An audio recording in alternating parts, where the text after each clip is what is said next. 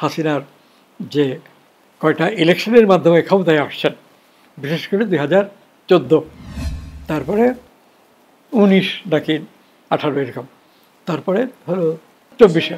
এই নির্বাচন মানে দেশের ভিতরে এবং অন্য দেশে কেউই নির্বাচন বলে স্বীকার করেননি।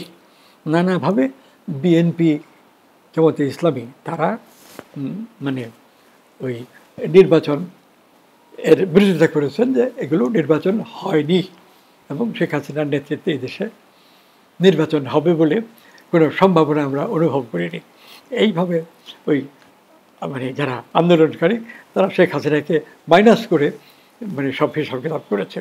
আর শেখ হাসিনাও দেখছে যে যে নীতিতে তিনি চলছেন তাতে এই বিএনপির নেতাদের কারো বিরুদ্ধে 120টা, কারো বিরুদ্ধে 100টা, কারো বিরুদ্ধে 80টা, 50, এরকমভাবে নেতৃস্থানীয় সব নেতাকেই এই মানে অভিযোগ দিয়ে জেলখানায় বন্দি করেছে।